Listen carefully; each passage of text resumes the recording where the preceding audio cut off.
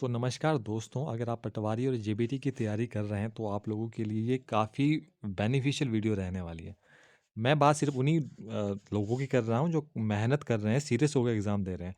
Other other लोगों की बात मैं यहाँ पे नहीं कर रहा हूँ क्योंकि ये सभी के लिए बेनिफिशियल नहीं रहेगी। ठीक है? तो क्योंकि आपको पता है कि जो सिलेबस है वो काफ़ी ज़्यादा वाइड है और ये ऐसा नहीं हो सकता कि आप एग्ज़ाम के 15 या 10 दिन पहले पढ़ें और आपका एग्ज़ाम क्रैक हो जाए। तो इसके लिए काफ़ी आपकी कंसिस्टेंसी चाहिए, ठीक है? तो जैसा आपको पता है कि हमने जो है ज्योग्राफ़ी की सीरीज़ शुरू की है। अभी ज्योग्राफ़ी को हम सिलेबस वाइज़ सिलेबस कवर कर रहे हैं और पिछली वीडियो में हमने साइज़, लोकेशन, इंडिया का वर्ल्ड मैप और इंडिया की नेबर कंट्रीज़ के बारे में पढ़ा था और ये सारा हमने पढ़ा था एमसीक्यू बेस्ड। आज भी हम एमसीक्यू बेस्ड सीरीज़ जो है कंटिन्यू करेंगे और आज हम पढ़ेंगे फिज़िकल फीचर ऑफ इंडिया जिसमें हम अगर मैं वीडियो की ओवरव्यू की बात करूँ ताकि आपका भी टाइम वेस्ट ना हो, तो उसमें हम पढ़ेंगे सबसे पहले हिमालयन के बारे में, उसके बाद इसके माउंटेन रेंजेस और peninsular plateau, Indian desert and coastal plain और आइलैंड के बारे में। हर एक टॉपिक से क्वेश्चन एमसीक्यू की फॉर्म में होंगे और हर एक क्वेश्चन के बाद आपका जो टॉपिक है वो क्लियर होगा। अगर पढ़ा है तो आपका रिवीजन हो जाएगा, नहीं पढ़ा तो आपके लिए चीज़ नहीं हो जाएगी। तो स्टार्ट करते हैं। तो देखिए ये सारा जो चीज़ें रहने वाली है एनसीईआरटी बेस्ड रहेगी। एक-एक क्वेश्चन जो मैंने खुद बनाया है एनसीईआरटी से तो काफ़ी बेनिफिशियल आपके लिए रहने वाला है। तो पहले क्वेश्चन की बात करें कि जो पृथ्वी की क्रस्ट है, वो कितनी बड़ी टेक्टोनिक प्लेट से बनी है? आपको पता है कि ये टेक्टोनिक प्लेट्स हैं, वो 7 मेजर प्लेट्स हैं। कितनी? 7 मेजर प्लेट्स हैं। हाँ जी, कौन-कौन सी 7 मेजर प्लेटें हैं? ये सबसे पहले आपकी अगर बात करें यहाँ पे तो ये आती है आपकी पैसिफिक प्लेट, फिर यहाँ पे northern American plate, south American plate, यहाँ पे आती है आपकी अफ्रीकन प्लेट, यहाँ पर आती है आपकी अंटार्कटिका प्लेट, यहाँ पर आती है आपकी यूरेशियन प्लेट और यहाँ पे ऑस्ट्रेलियन प्लेट। ये आपकी कितनी होगी? 7 मेजर प्लेट्स, ठीक है? तो नेक्स्ट क्वेश्चन पे चलते हैं। नेक्स्ट क्वेश्चन बोलते हैं, नेक्स्ट क्वेश्चन में बात की गई है प्लेट बाउंड्रीज़ की। प्लेट बाउंड्रीज़ में ये बोल रहे हैं कि जब 2 प्लेटें एक दूसरे के साथ जो है रगड़ते हुए निकलती है, इसका मतलब है कि जब कोई 2 प्लेटें आपस में स्लाइड कर रही हैं, तो वो उस सीमा को कौन-सी सीमा बोलते हैं? तो आपको पता होगा कि ये ट्रांसफ़ॉर्म मूवमेंट है। चलो डिटेल में जानते हैं कि ये कितने तरह के मूवमेंट होते हैं। देखिए, डिटेल में जानते हैं। ये देखिए आपकी टेक्टोनिक प्लेट जब एक दूसरे की ओर आती है, जब एक दूसरे की ओर आके जो ये टकरा रही है, तो इसको बोलते हैं convergent plate boundary. Convergent plate boundary में क्या होता है? भूकंप आते हैं। भूकंप आता है, आपके वोल्केनोज़ इरप्शन होता है। क्यों होता है? माउंटेन बनते हैं। ये सब क्यों होता है? क्योंकि प्लेटें जो है आपकी एक एक दूसरे की ओर आके जो है टकरा रही हैं। तो इस केस में जो है आपके ये चीज़ें होती हैं। फिर दूसरी बात कर रहे हैं divergent plate boundary. Divergent plate boundary में क्या होता है कि आपकी जो प्लेट्स है वो एक दूसरे से दूर जाएगी। जब दूर जाएगी तो बीच में जो आपका मैग्मा है, वो मैग्मा क्या होगा? बाहर आएगा, ठीक है? मैग्मा बाहर आएगा और आपकी एक नई क्रस्ट का निर्माण होगा, ठीक है जी? अब लास्ट आती है आपकी transform plate boundary. Transform plate boundary में क्या होता है कि जब आपकी 2 प्लेट्स जो है एक दूसरे के साथ स्लाइड करते हुए आगे निकले, ठीक है? तो इस मूवमेंट को आप बोलते हैं ट्रांसफॉर्म प्लेट बाउंड्री, ठीक है? तो ये 3 तरह की प्लेट बाउंड्री जो एनसीईआरटी में दी गई है। फिर बात करते हैं कि गोंडवाना लैंड का हिस्सा इनमें से कौन-सा नहीं था? तो अगर आपने पढ़ा होगा कि गोंडवाना लैंड में कौन-कौन से हिस्से थे, तो आप इसका आंसर ईज़िली दे सकते हो। तो इसका जो सही आंसर होगा, वो होगा आपका नॉर्थ अमेरिका, ठीक है? क्योंकि इंडिया भी था, ऑस्ट्रेलिया भी था और साउथ अफ्रीका भी था। चलो डिटेल में जानते हैं कि क्या था। देखिए आपको पता है कि हज़ारों करोड़ों साल पहले की बात है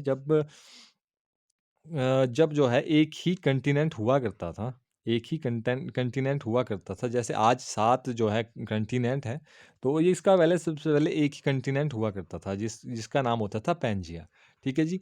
पैंजिया उसका नाम होता था। अब पैंजिया जो है वो टाइम रहते-रहते जो है 2 टुकड़ों में जो है डिवाइड हो जाता है। तो जो टुकड़ा आपका नॉर्थ में था उसको बोलते थे ल्यूरेशिया और जो आपका साउथ में था उसको बोलते थे गोंडवाना। तो गोंडवाना लैंड में कौन-कौन से आपके कॉन्टिनेंट आते थे? वो आते थे आपकी यही, जो एनसीईआरटी में लिखा है वही इंडिया, ऑस्ट्रेलिया, साउथ अमेरिका, ठीक है जी? तो इसका सही आंसर हो गया ये। तो भारत को कुल कितने भौतिक विभागों में बाँटा गया है? जैसे आपको पता है कि इंडिया में काफ़ी जो है ज्योग्राफिकल जो डाइवर्सिटी पाई जाती है। इसे 6 तरह की फिजिकल डिवीजन में जो है डिवाइड किया गया है। कौन कौन सी? सबसे पहले आपको पता है कि ऊपर आएंगे आपके माउंटेन रेंजेस, जिसको हम हिमालयाज भी बोलते हैं, ठीक है जी। उसके बाद हम बात करेंगे डेजर्ट की। सेकंड कौन से हो गया आपका? डेजर्ट। फिर उसके बाद आता है आपके नर्दर्न प्लेन्स। उसके बाद आते हैं आपके प्लेट्यू। प्लेट्यू क्या होते हैं? हाँ जी, टेबल लाइक स्ट्रक्चर जो कि ऊपर से उठे होते हैं, इस तरह का कुछ एरिया आपका, ठीक है जी। ऊपर से उठा होगा और यहाँ पे आपकी ढलान, इसको बोलते हैं आपके प्लेट्यू। उसके बाद बात कर रहे हैं आपके ये आपके कौन से आ गए यहाँ पे? हाँ जी, कोस्टल लैंड्स। कौन सी? Coastal land. और उसके बाद बात करते हैं आपका लास्ट वन इज आइलैंड। तो ये कुछ आपकी फिजिकल डिवीज़न है इंडिया की। तो क्वेश्चन फिफ्थ की बात करते हैं। ये बोलता है कि सिंधु से ब्रह्मपुत्र तक हिमालय की कुल लंबाई लगभग कितनी है? तो अकॉर्डिंग टू एनसीईआरटी, जिसने एनसीईआरटी पढ़ी है तो उसको पता है कि जो इसकी लेंथ है वो कितनी है, 2400 किलोमीटर है। अब तुम मुझे इसकी विड्थ बताना डिटेल में। फिर बात करते हैं माउंट एवरेस्ट की। माउंट एवरेस्ट बोलता है कि ये किस हिमालय की किस श्रेणी में स्थित है? माउंट एवरेस्ट हिमालय की किस श्रेणी में स्थित है? तो ये किस में आता है आपका? ये आता है आपका हिमाद्री में। सो नेक्स्ट क्वेश्चन की बात करते हैं। नेक्स्ट क्वेश्चन बोलता है हिमालय की सबसे पूर्वी सीमा कौन सी नदी बनाती है? तो इसका आंसर तो आप सभी को जैसे पता होना ही चाहिए। तो पूर्वी सीमा बनाती है आपकी ब्रह्मपुत्र रिवर। तो क्वेश्चन 8 पे चलते हैं। क्वेश्चन 8 बोलता है कि सतलुज और काली नदी के बीच स्थित हिमालय को क्या कहते हैं? तो इसको क्या बोलते हैं? चलो डिटेल में समझते हैं। जैसे आपका ये हिमालयन रेंजेस आ गए, तो इस हिमालय को जो है काफ़ी सेक्शंस में डिवाइड किया गया है। जैसे आपको पता है इंडस और सतलुज के बीच का जो हिमालय है उसको बोलते हैं आपका पंजाब हिमालय। क्या बोलते हैं? पंजाब हिमालय। ट्रिक बना सकते हैं कुछ भी, जैसे आईपीएस बना लो इसके लिए। आईपीएस, इंडस पंजाब सतलुज, आईपीएस, ठीक है। तो मतलब इंडस और सतलुज के बीच में जो आएगा वो पंजाब हिमालय आएगा, ठीक है। फिर सेकंड बात करते हैं आपका सतलुज और काली नदी के बीच में।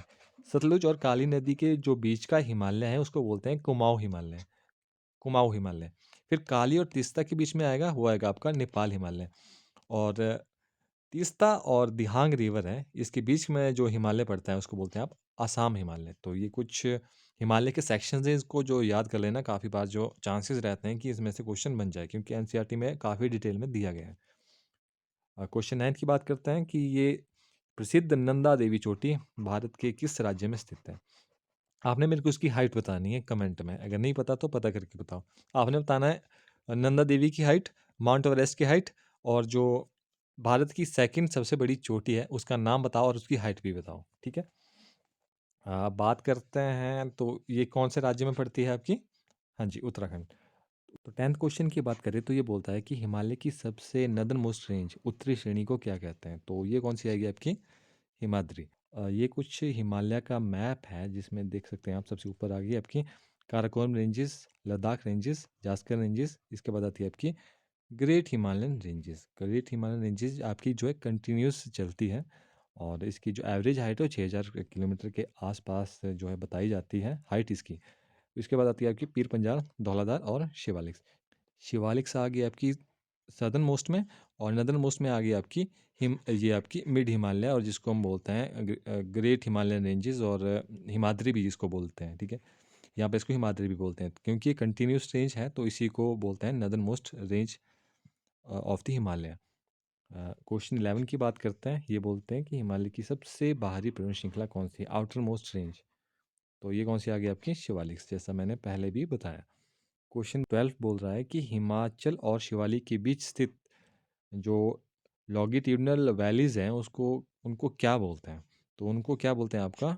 उनको बोलते हैं आपके दून्स। क्वेश्चन 13 की बात करें तो ये बोलते हैं काली और तिस्ता नदियों के बीच स्थित हिमालय को किस नाम से जानते हैं? इसका आंसर आपने हमें मुझे देना है क्योंकि हमने इसको डिस्कस कर लिया है। क्वेश्चन 14 की बात करें, ये बोल रहा है कि उत्तरी मैदान में किन प्रमुख नदी प्रणालियों के मिल से बना है? कि मतलब कौन सी मेजर रिवर कौन सी है अ, आपकी किसमें? नदर्न प्लेन में मेजर रिवर। तो ये कौन सी आ गई आपकी? इंडस, गंगा और ब्रह्मपुत्र। ये 3 मेजर रिवर आपकी नदर्न प्लेन की रहती है। क्वेश्चन 15 की बात करें तो ये बोल रहा है कि गंगा का मैदान किन दो नदियों के बीच फैला हुआ है? तो ये आपके आगे घग्गर और तीस्ता रिवर।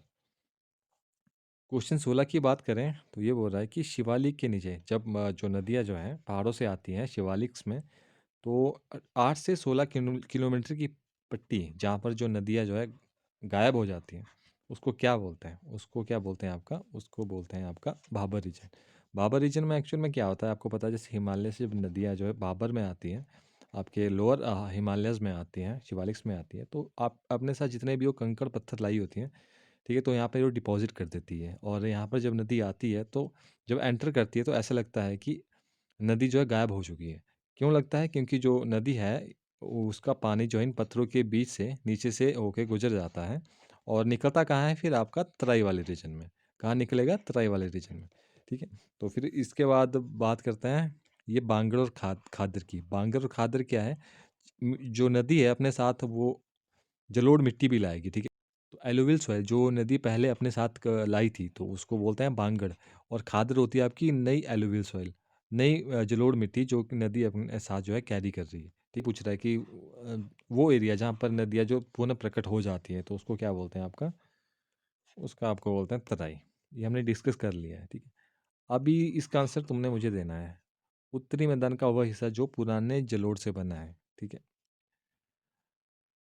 ओके। बाढ़ के मैदानों की नई और युवा मिट्टी जो बहुत उपजाऊ होती है उसको क्या बोलते हैं? इसका आंसर भी तुम्हें ही मुझे देना है क्योंकि हमने इसको डिस्कस कर लिया है। क्वेश्चन 20 की बात करें तो क्वेश्चन 20 बोलते हैं नर्मदा नदी के उत्तर में स्थित मालवा पठार के बड़े हिस्से को क्या कहते हैं?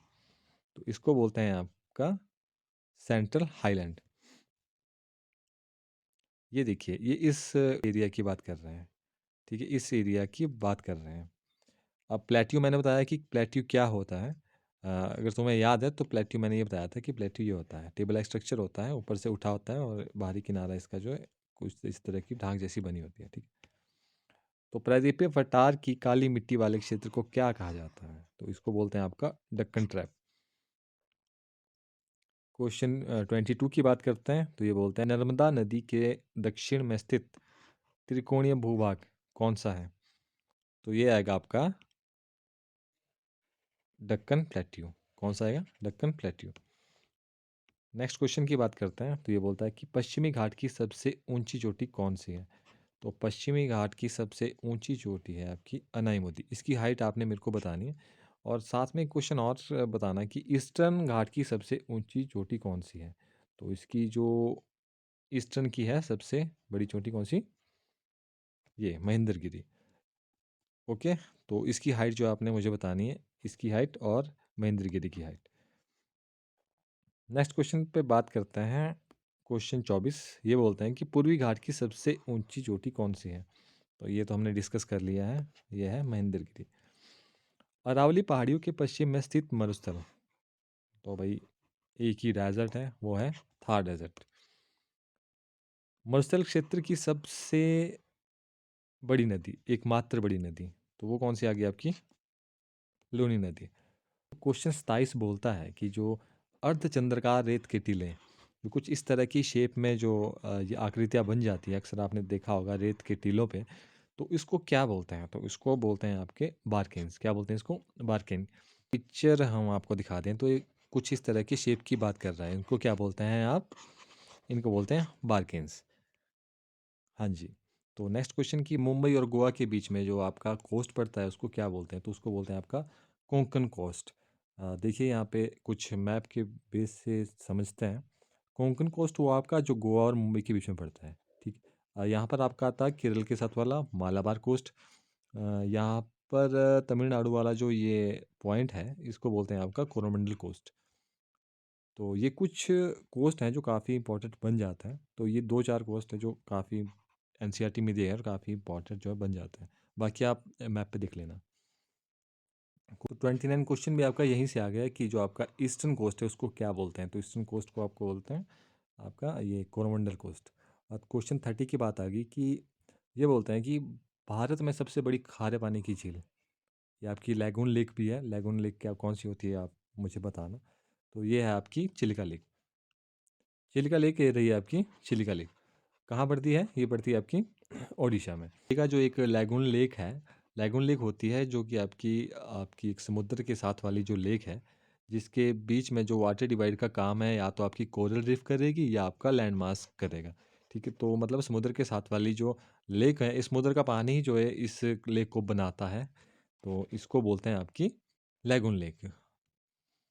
केरल के मालाबार तट के पास द्वीपों का एक समूह, तो उसको क्या बोलते हैं? उसको बोलते हैं आपका केरल के पास वाला, तो उसको बोलते हैं आपका लक्षद्वीप। लक्षद्वीप समूह का प्रशासनिक मुख्यालय कहाँ पर स्थित है? तो ये कहाँ पर है आपका? कारावती में। 33 क्वेश्चन बोलता है बंगाल की खाड़ी में स्थित द्वीपों की लंबी श्रृंखला को क्या बोलते हैं? तो बंगाल की खाड़ी में स्थित द्वीपों की लंबी श्रृंखला को बोलते हैं आप अंडमान और निकोबार। 34 बोलता है कि ये जो लक्षद्वीप समूह है वो किस प्रकार के डिपॉजिट से बना है? तो ये बना है आपका कोरल ऑरिजिन से। 35 क्वेश्चन की बात करें कि भारत का एक सक्रिय ज्वालामुखी कौन सा है? तो ये आपका आ गया बैरन आइलैंड। तो ये कुछ 35 क्वेश्चन थे। हमने जो सारा एनसीईआरटी बेस जो है सिलेबस वाइज जो है रिवीजन किया है। तो आई होप सारे टॉपिक कवर हुए हैं, हर एक टॉपिक को हमने डिटेल में पढ़ा है। तो अगर आपको ये सीरीज़ बेनिफिशियल लगी, थोड़ी-सी भी बेनिफिशियल लगी, तो हम इस सीरीज़ को कंटिन्यू रख सकते हैं। बस आप मुझे फ़ॉलो कर दें, लाइक कर दें, ताकि मैं समझ जाऊँ कि लोग जो हैं मेरे साथ जुड़ रहे हैं और मैं इस टॉपिक को कंटिन्यू रखूँ। तो धन्यवाद।